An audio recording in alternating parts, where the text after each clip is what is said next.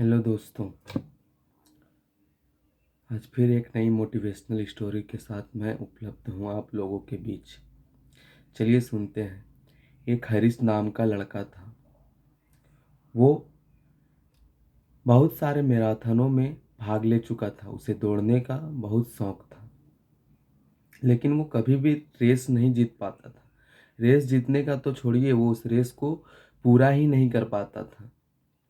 लेकिन एक दिन उसने अपने मन में निश्चय किया, ये दृढ़ संकल्प किया कि आज कुछ भी हो जाए मैं उस रेस को पूरा अवश्य करूंगा। रेस शुरू होता है। रेस के लाइन में लगे हुए थे बहुत सारे लोग। जानते हैं रेस जब शुरू होता है तो बहुत सारे रेसर लोग रहते हैं उस लाइन में। हरीश मन में ये निश्चय करके आ जाता है कि चाहे जो भी हो जाए मुझे ये रेस का क्रॉस लाइन पार करना है। रेस शुरू होने के थोड़ा दूर दौड़ता है हरीश, थक जाता है। अब वो दौड़ना बंद करके मन में निश्चय करके आता है कि मुझे क्रॉस लाइन पार करना है। दौड़ते दौड़ते तो वो थक जाता है। दौड़ना छोड़ के वो अब ये जॉगिंग करना शुरू करता है, मतलब हल्का धीरे दौड़ता है। उससे बहुत सारे लोग आगे निकल चुके हैं। कुछ दूर तक वो धीरे धीरे दौड़ता है, फिर थक जाता है। अब वो धीरे धीरे दौड़ना छोड़ के वो अब चलना शुरू करता है। लेकिन वो उसकी स्थिति ऐसी थी कि वो चल भी नहीं पाता है। वो चलते चलते गिर जाता है। वो जमीन पे लेटा हुआ है। उसने मन में ये निश्चय किया कि आज कुछ भी हो जाए मुझे इस रेस को क्रॉस करना है। इस रेस का क्रॉस लाइन जहाँ है वहां तक मुझे पार होना है। वो फिर उठता है, लंगड़ाते हुए कुछ भी करते हुए उस क्रॉस लाइन को वो पार कर जाता है। आज हरीश हार के भी जीत गया।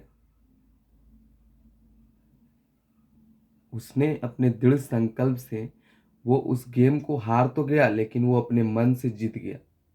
अपने अंदर की शक्ति से वो जीत गया। अपने इस आलसीपन से वो जीत गया।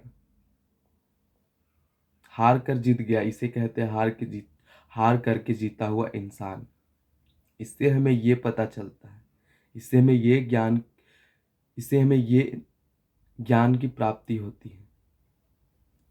सुनिएगा, आज हम कुछ भी काम करते हैं, हमें हल्का सी परेशानी होती है, हल्का सी छोटा सा मुश्किल आता है, मुश्किल परिस्थिति आती है। हम जो काम पे लगे हुए होते हैं उस काम को छोड़कर किसी दूसरे काम पे लग जाते हैं। उस काम पे हमारा ध्यान हट जाता है। ऐसा नहीं करना है। कुछ भी परिस्थिति हो, आप जो कर रहे हैं उस काम को आपको हमेशा करते रहना है। मान के चलते हैं आप रेगुलर एक स्टूडेंट हैं, आपको पढ़ना 10 घंटा जरूरी है, आप उस तरह से कर रहे हैं। लेकिन कुछ कारणों की वजह से आपको आज 10 घंटे का समय नहीं मिल पाया, आपको 5 घंटे का समय मिल पाया। तो क्या आप उस 5 घंटे में पढ़ाई करेंगे या नहीं करेंगे?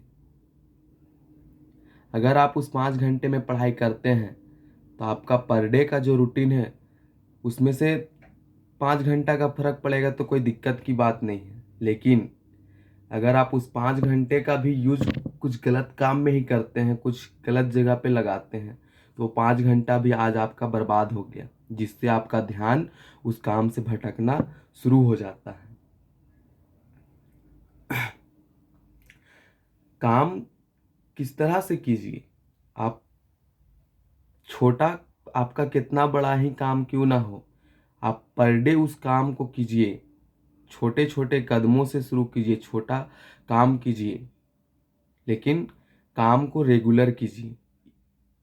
इससे आपका आदत उस काम पे लगेगा, आपका ध्यान उस काम से भटकेगा नहीं।